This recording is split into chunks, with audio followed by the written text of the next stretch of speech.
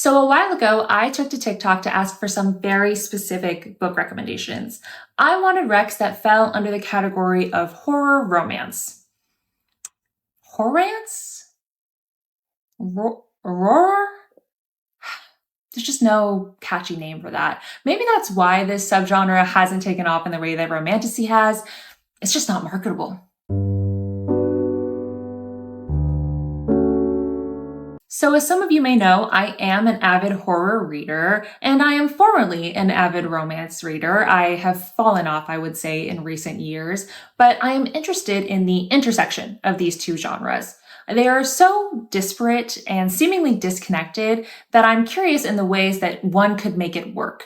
How can we experience both the romance and the yearning, but also the terror and the horror and the dread? Can it be done? Well, that's what I aim to see.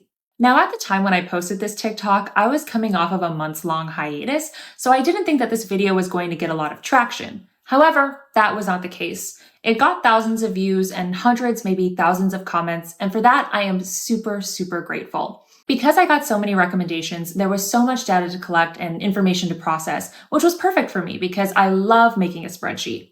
So what I did is I went through every single TikTok comment and noted down every single book that was recommended to me. After I had all of the books, I went through and counted how many times each was recommended to get my final list. Now, a caveat to this whole top 4 thing. The top 2 books that were recommended to me, I had already read, and they were A Dowry of Blood by S.T. Gibson and Mayfly by C.J. Lead. This may have been fortuitous because I absolutely hated both of those books, and I don't want to put myself through the agony of reading them again. I gave them both 2 stars, although honestly, that may have been generous for Mayfly. I might put that now at like a 1.5. I think I was being kind of nice. And I mean, sorry if you like these books. Sorry if you recommended them to me. It's all personal, It's all relative, and I thought that they were bad. So, I'm glad I don't have to read them, but it also makes me nervous for this video because if the top 2 were stinkers like that, what does it mean for the rest of them? Anyways, should I actually tell you what books I'm going to be reading? How about that? So my top 4 ended up being at number 1, Mexican Gothic by Silvia Moreno-Garcia. That, I believe, had 18 recommendations. After that was Thrum by Meg Smitherman at 17 recommendations, The Haar by David Sodergren at 16 recommendations, and Don't Let the Forest In by C.G. Drews, which also had 16 recommendations. So in this video, I'll be going through giving my reactions, initial thoughts, opinions, and star ratings. And just a fair warning, there will be spoilers throughout, so be prepared for that. That's your warning now. Get out or skip through if you don't want to be spoiled on any of these books. And with all that being said, let's get into the video. All right, y'all. First book done. I have thoughts. Let's get into it. So as a reminder, the first book I read was Mexican Gothic by Silvia Moreno-Garcia, which came in at 18 recommendations, at least at the time of filming. So I think what I'll do for this video is we'll go over the plot first, and then I'll give you my romance rating, horror rating, and overall rating, so I can talk about the specific elements of each. After receiving a concerning letter from her cousin begging someone to save her from a mysterious impending doom, Noemi, a 1950s socialite living in Mexico City, travels to High Place, a distant house in the Mexican countryside, to come and visit her and basically see what's going on here. So there are a lot of players in this novel because not only do we have the main character Noemi and her cousin Catalina, but we also have all of the members of the Doyle family that currently occupy High Place. Not to mention the long gone past and distant relatives, but we won't get into those just for brevity's sake. So getting into the cast of characters that occupy High Place, first we have Catalina, who I mentioned is Noemi's cousin. She is currently being plagued by an odd illness, which may be pneumonia or maybe something far worse. We then have Catalina's new husband, Virgil, who is extremely menacing, but possesses this odd allure that Noemi can't deny. There's also Florence, who is Virgil's rude and rigid sister, aunt, perhaps. The family tree got a little convoluted to me at this point. Then we have Florence's son, Francis, who is our love interest for the novel. He is shy and gentle. He yearns to be free of High Place and his family, but feels that he's trapped in his fate. And finally, we have Howard, who is the family's ancient and domineering patriarch, and he is really gross, literally decaying before our very eyes. And I would say that High Place is a character in itself. It lives and breathes as the family does, and it fills Noemi's dreams with horrific visions and connections to the family's mysterious past. Although the Doyle family once had status and wealth and an entire mining empire, they hid themselves in High Place away from prying eyes. However, as Noemi digs deeper, she uncovers stories of violence and madness and finds herself succumbing to High Place as the rest of the Doyle family has. For the romance rating, let's get into it. I gave it a 1 out of 5. I did not care or believe in the romance at all. I found Francis to be a sympathetic character and I wanted the best for him, but as a love interest, boring. Move it along. I honestly feel like the dynamic between Noemi and Francis would have worked a lot better and been a lot more believable as just a friendship rather than a full-blown romantic relationship. This relationship felt like it was forged out of a trauma bond and necessity more than anything. And I mean, in her normal life, Noemi is this glamorous, adventurous socialite, and I just don't believe that she would have stuck with Francis if she didn't have to. I mean, a majority of the time, she was treating him as this wounded pet that she wanted to nurture, and the other times, she was basically just treating him as a ticket to get out of High Place. It just wasn't believable to me. On to the horror rating, I gave this a 3 out of 5. So I would say that the horror was slightly more impressive than the romance element, but wasn't, outstanding. I like gothic horror, and I think that this book did a good job of establishing High Place as its own entity. I loved the imagery of the rot and decay, this dilapidated old house that's falling apart that once had this grandeur and allure. I thought that the imagery described in Noemi's dreams was very vivid and unique. I enjoyed that this book was part ghost story, part, biological horror, eco-horror. I thought that that was very good. I also enjoyed the ruminations on rot and decay and how it affected everything in a High Place, not only the people, but the land itself, the building itself. It was all interconnected in a way that I really enjoyed. And for my overall rating, like I said, I have thoughts. I gave this 2.5 out of 5 stars. We are not off to a strong start. Like I said earlier, I am nervous. I continue to be nervous. I don't know.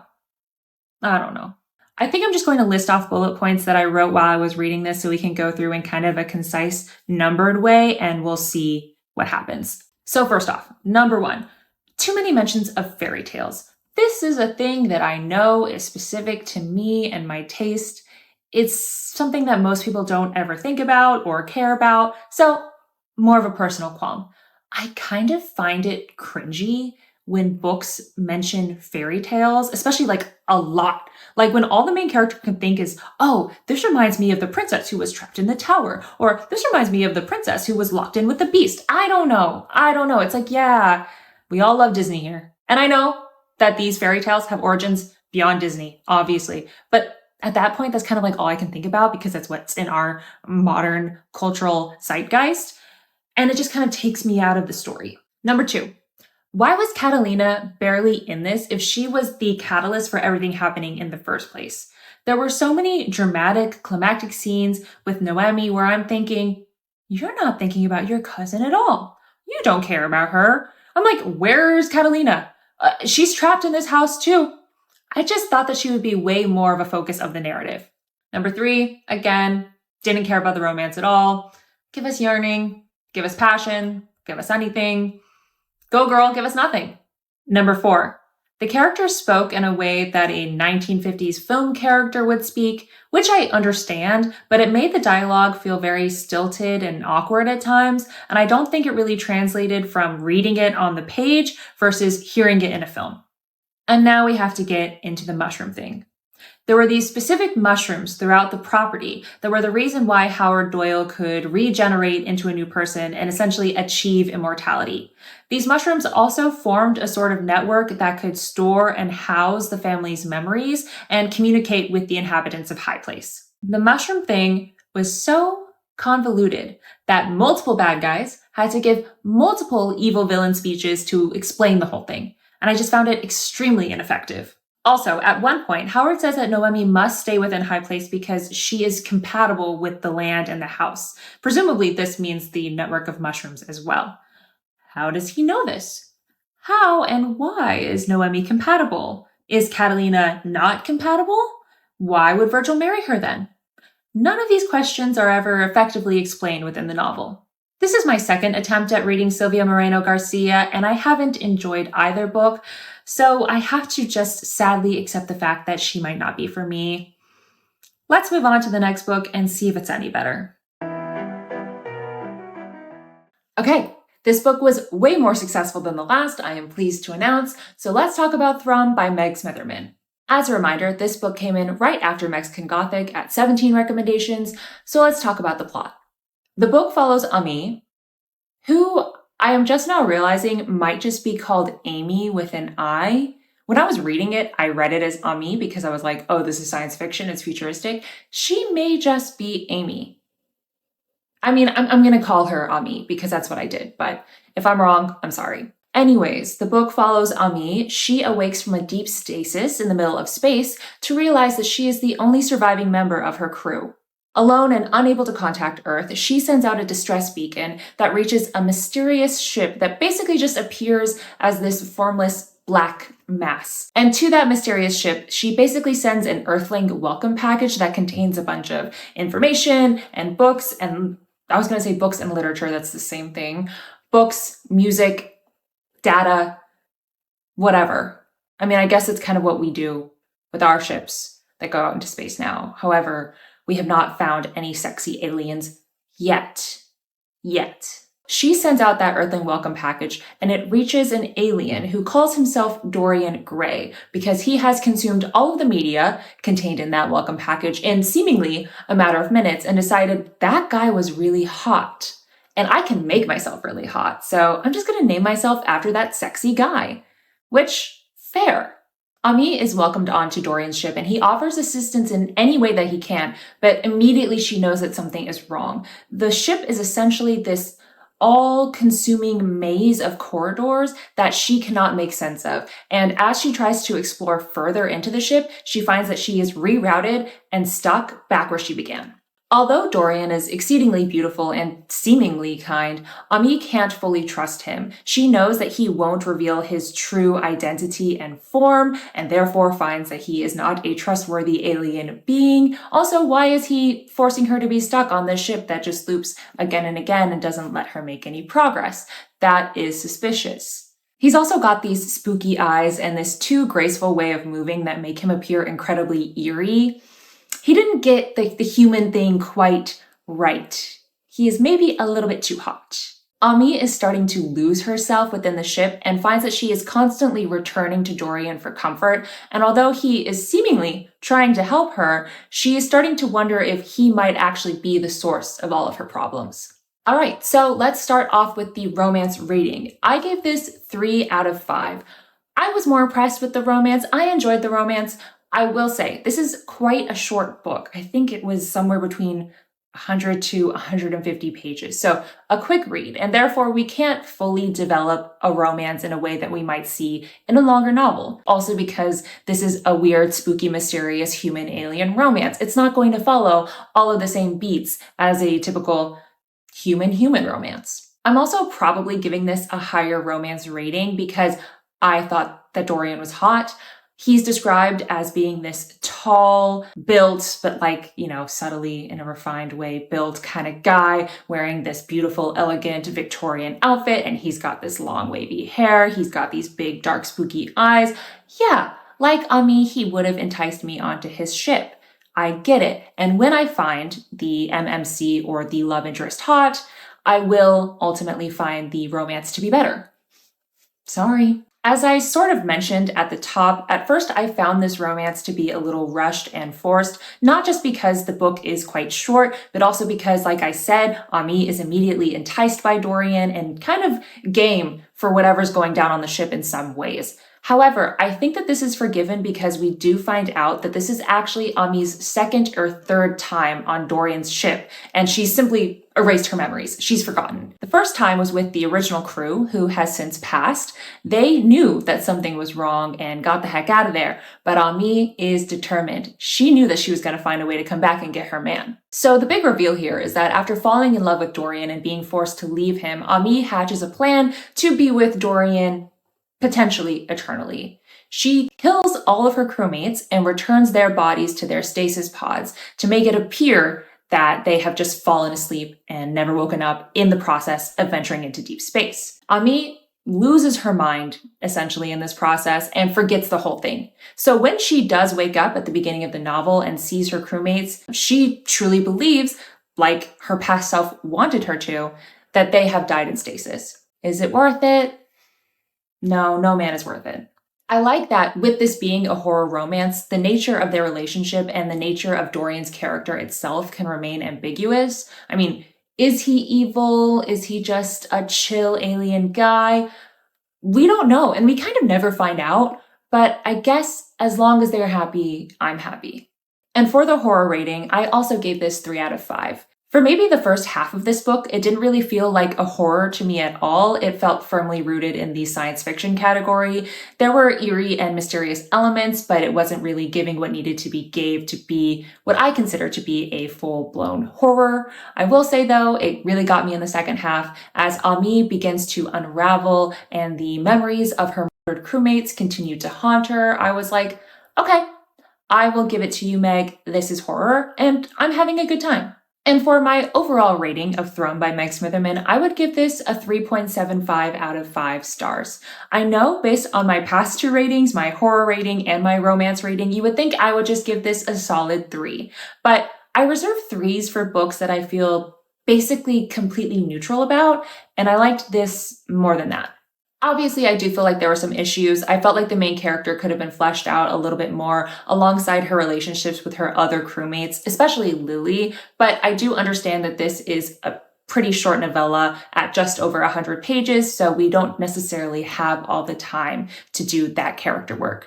Overall, I enjoyed trying to figure out what was happening with Ami. I thought that Dorian was hot. I had a fun time. So 3.75 stars for me. And on to the next book. All right, everyone. Third book down, let's talk about The Haar by David Sodergren. I'll just say up front, we are trending upwards. I had my doubts, I had my fears. We're doing well. I'm very, very pleased to announce. So getting into the plot, this is a fairly short novel about an elderly woman named Muriel who lives in a small Scottish fishing village called Witch Haven. She is one of the last remaining inhabitants of the village because a very wealthy billionaire from the United States is attempting to completely buy it out and turn the village into a golf course. Sound familiar? After Muriel faces both physical and mental harm in an attempt to force her out of her home, she encounters a strange creature born out of the fog and the mist on the shore of the village, and this creature is going to help her get her home back. With the help of this creature, Muriel begins to feel that she can fight back against the evil billionaire and his ghoulish minions. Honestly, at some points, it was giving remarkably bright creatures if it was a horror. And for the romance rating, I'm going to give this a 2 out of 5 hearts. That's not to say I disliked the romance. It just wasn't a huge part of the book in a traditional way. So, backstory and spoilers. Muriel's husband died at sea several years ago and his body was never recovered. When the haar begins to take a human form after feeding on the flesh and blood of several victims, it's that of Muriel's dead husband. Also, the haar is the name for the sea fog. I don't know if it's the fog and the fog that's born out of the sea, but that whole element combined together in some magical way creates the haar, the creature. So when Muriel sees her husband again, she is obviously quite pleased about this, and although the haar repeatedly reminds her that it is actually just a bloodthirsty sea creature taking the form of her husband, she's like, my husband's back. Oh, I love him so much, I missed him. And the haar's like, okay, yep, it's me. I do think the haar feels affection for Muriel as much as a bloodthirsty sea creature can. It obviously wants to protect her, it wants to help her, but it also does want to suck the blood from her old woman veins. At the end of the novel, the haar and Muriel join together. Muriel becomes part of the haar, I suppose, and they dive back into the ocean, which is very beautiful, and the way it's described is a moment of true unadulterated joy. But it's unclear at this point if Muriel and the haar are even separate entities because they have joined together as one physical being. And I would say then that it kind of renders the romance element of this book basically moot.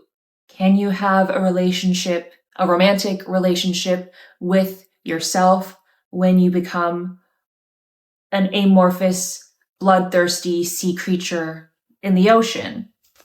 I mean, that's kind of a philosophical question. And for the horror rating, I actually gave this 5 out of 5. I loved the horror in this book. I thought it was peak.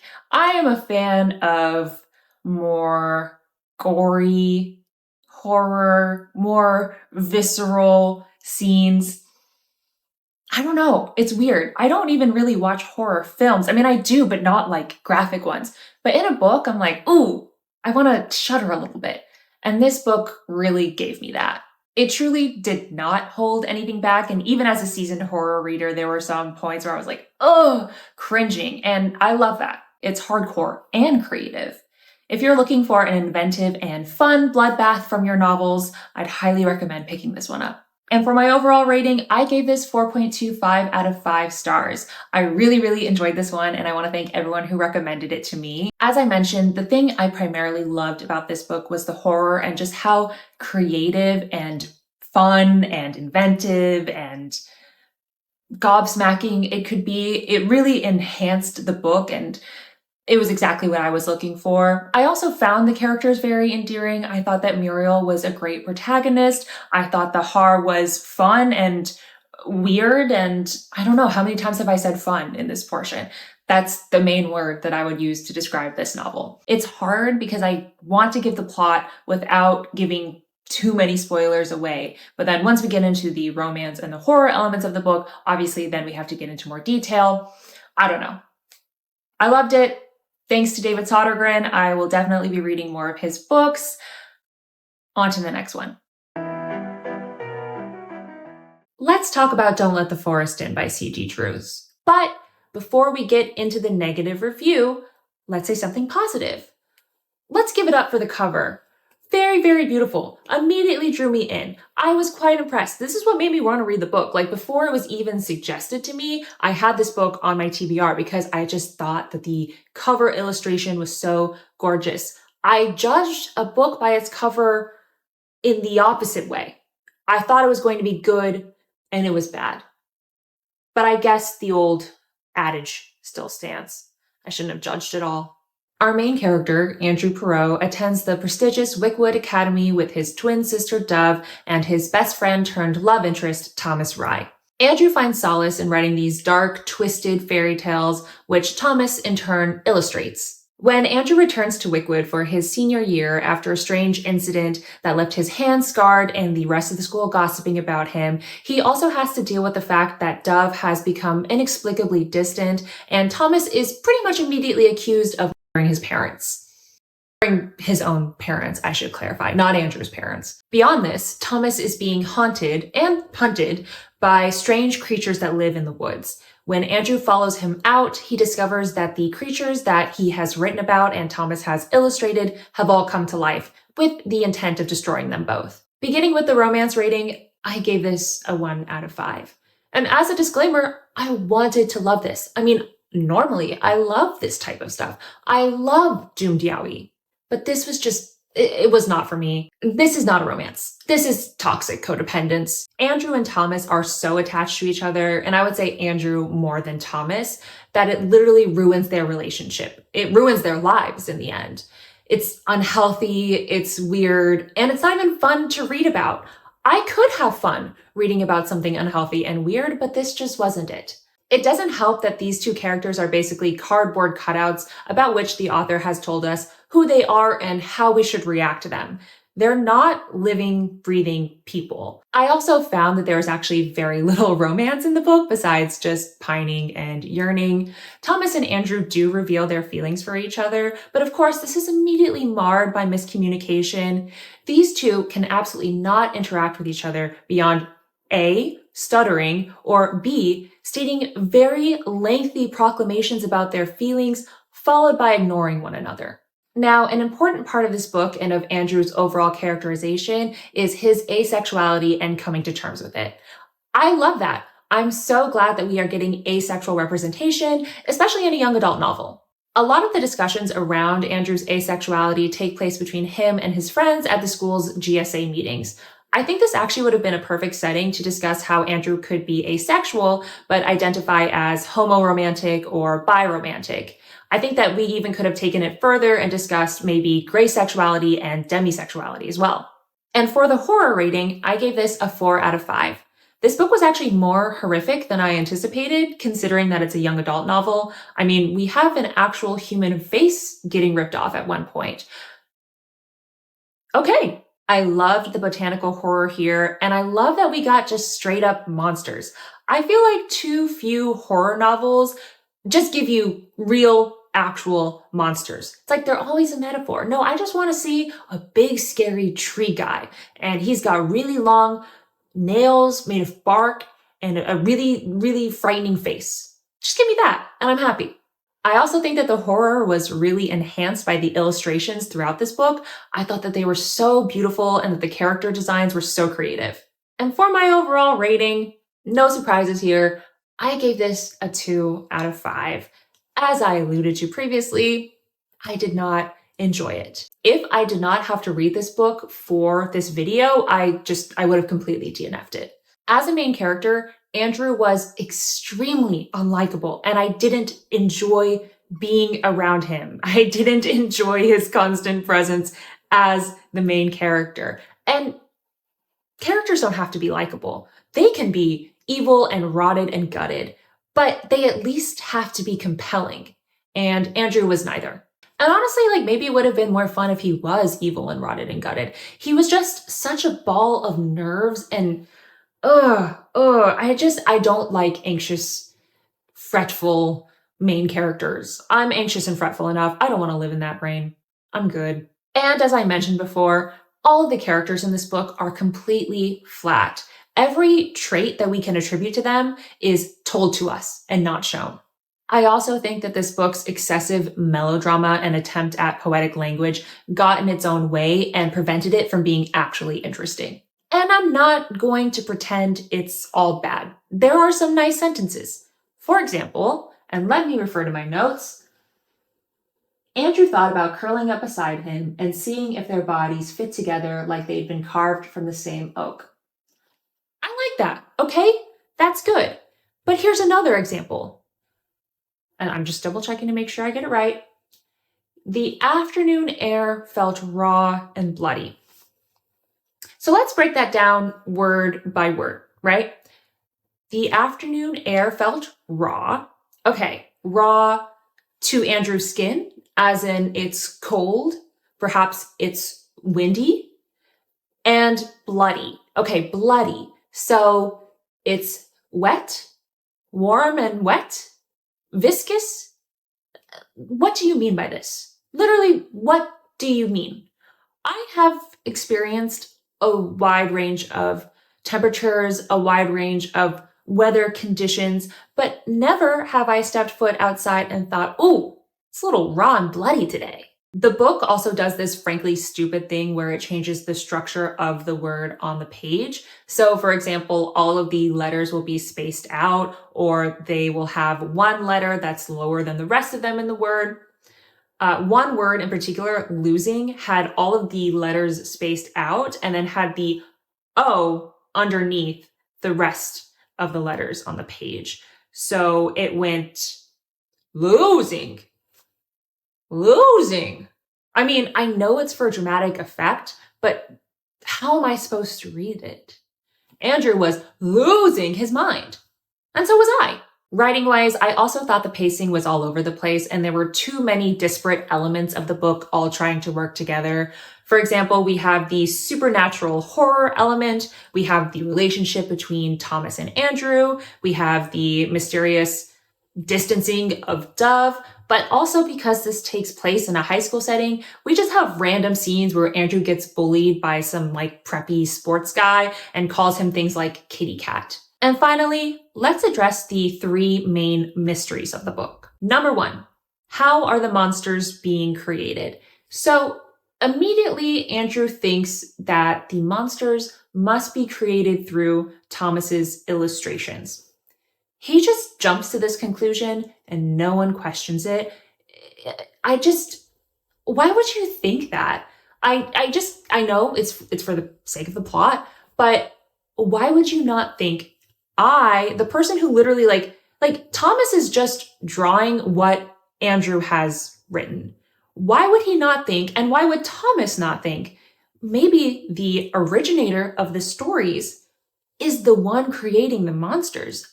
I just couldn't suspend my disbelief for over 200 pages that no one came to that conclusion. 2. Why is Dove being so distant this year? We're led to believe that Dove is separating herself from the group because she and Thomas had a fight last year. However, it is revealed that Dove is actually dead and that a monster is possessing her body. A monster, of course, that only Andrew can see. I actually didn't anticipate this twist. I thought Dove was being possessed by a monster, but I didn't think that she was actually dead. 3. What happened to Andrew at the end of last year? So we know that Andrew has scars all over his hands, and we presume it's because he punched a mirror. We just don't know why. While reading, I assumed that Andrew knew what happened to him, but was intentionally pushing it out of his mind and therefore keeping that reason from us as the reader. However, it's revealed that he actually has no memory of the event, and I just don't understand this. I mean, he knows that there's a blank space in his memory, but he never ponders what could have happened, why he has this missing memory. He truly doesn't really think about it until someone alludes to the events that occurred towards the end of the book. I just don't understand that. You just have to suspend your disbelief on so many levels for this book to work. You have to believe that no one would directly mention Dove's death to Andrew for an entire year. You also have to believe that no one, not Andrew's father, not a teacher, not a guidance counselor, no one would ask Andrew if he needed any kind of help or support during the year. I mean, I would imagine in a school like this, they would be making him go to mandatory therapy sessions, but instead, he's completely alone in this. You have to believe that administrators wouldn't close down the school after multiple deaths and the destruction of literally half of it. I didn't read any reviews of the book or look at its overall rating on Storygraph or Goodreads prior to starting it, so I was shocked to find out after I finished that it has over 4 stars. I mean, I don't know. I don't get it.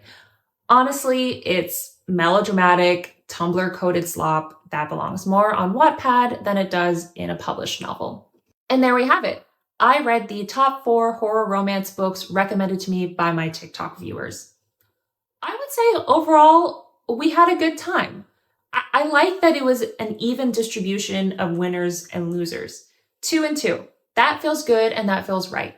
And I do feel like I got a good variety of stories in there. So overall, this experiment was a success. Thanks for sticking with me. I hope you enjoyed this video. Let me know if you've read any of these books, if your opinions align with mine, if they differ, if you have any other horror romance books that you would recommend to me. Thanks for watching, and I'll see you in the next one.